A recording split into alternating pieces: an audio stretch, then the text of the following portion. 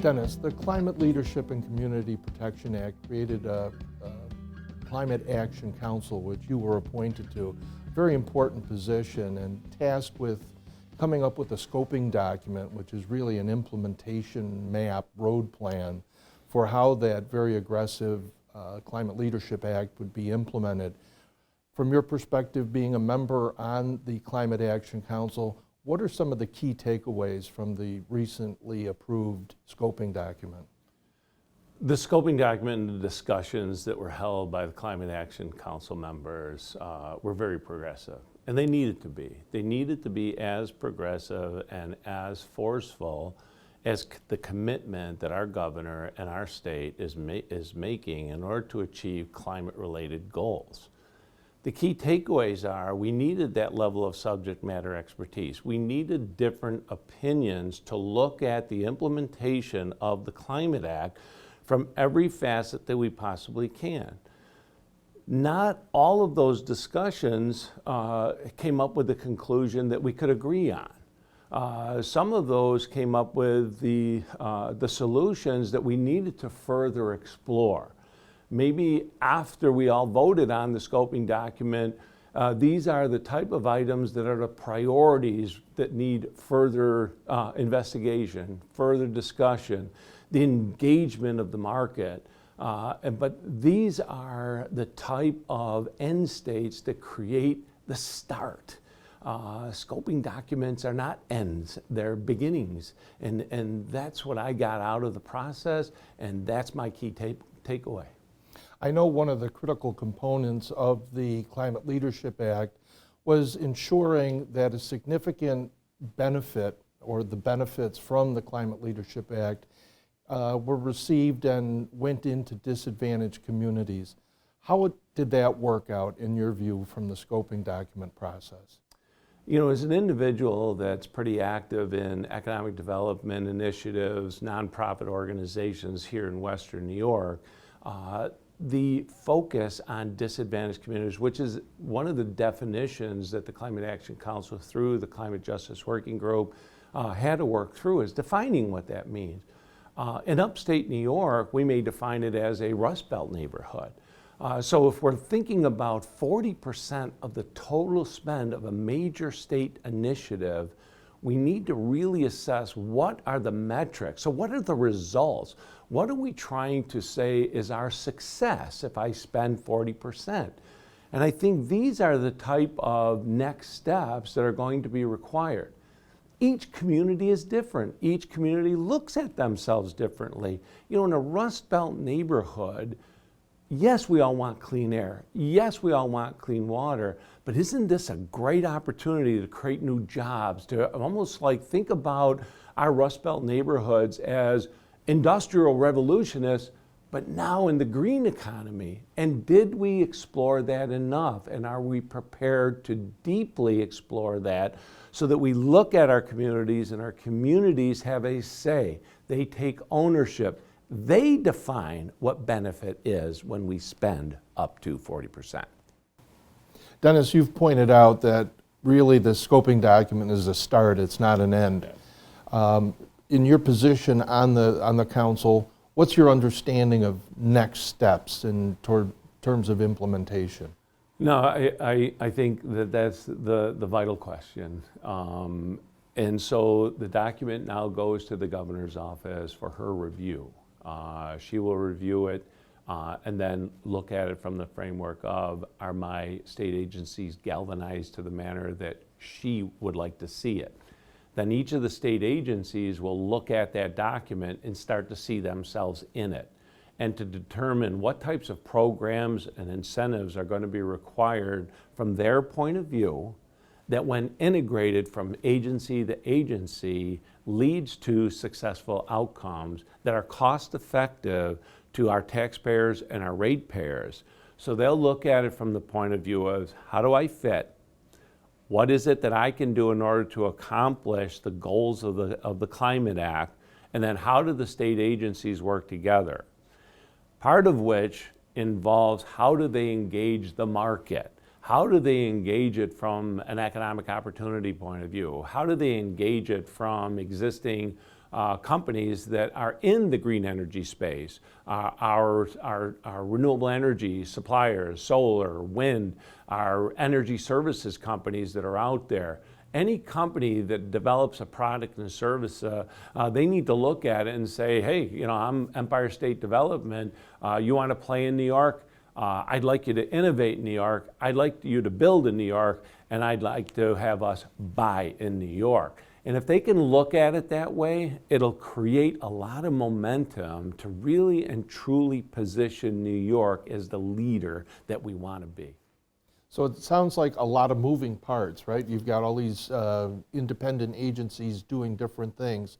Who's going to play quarterback? Who's going to integrate and manage all of these moving parts going forward? So I think you're going to continue to see the Department of Energy Conservation and NYSERDA playing as the role of integrator, making sure that the different agencies are working on the same page, developing the type of programs that actually collaborate and are efficiently administered so that they limit the redundancy and inefficiency and ensure that they can leverage the entire state network to attract investors coming to look at New York, coming to locate New York, or to come in to invest in New York. So I think they're going to continue to play a very strong role in this process. But at the end of the day, it's going to take every individual agency leadership to really see themselves get out of the box. The final say and the final leader, our governor, who I am truly confident sees both the need for climate change and economic opportunity, and she will be the individual that will be the final overseer, the final say, and I'm really proud of that.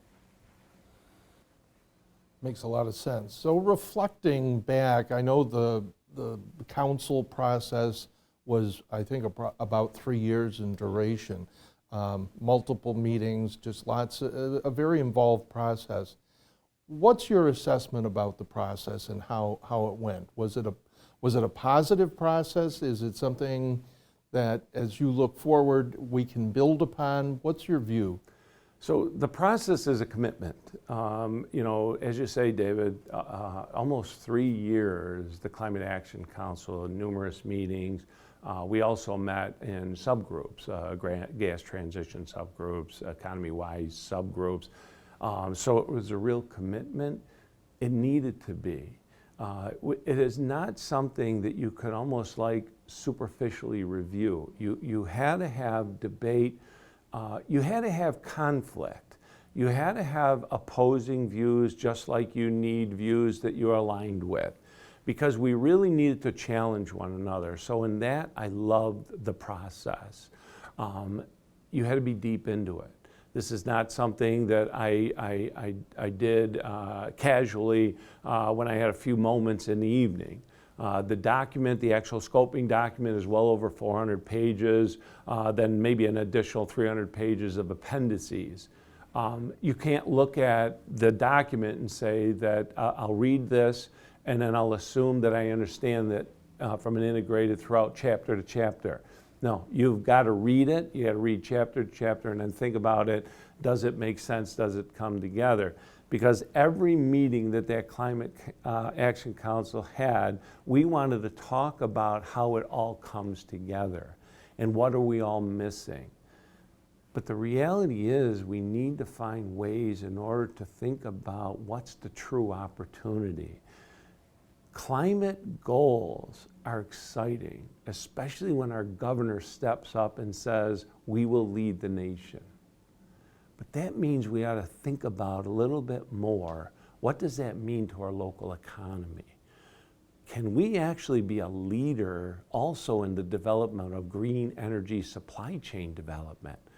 Can we look at how we attract companies that produce the products, whether it's a heat pump, an electric appliance, an electric vehicle charging stations, so many of these products to electrify our economy. Can I produce them here? Can I specifically produce them where we have a major focus, which is on our disadvantaged communities? if we can think about the economic impact as deeply and as intense as we do, how do we handle climate change? You will balance both of them, and we'll create a sustainable approach to not only to be a nation leader, but be a world leader. I agree, and I just think the platform that New York has created through the leadership of the governor and the legislature as well has established a real opportunity, as you put it, to put New York not just at the point of the spear when it comes to greenhouse gas reductions, but also the associated economic development. And as we've seen many times, you know, first to the market and leadership in a market oftentimes results in sort of ownership or a leadership position in that market. Yeah, and some of that we have to consider, and I may have mentioned this, looking at our state university system, because I think we get into these conversations of who's paying for this, who's going to fund this, and sometimes that's seen as almost like a negative conversation, Dave.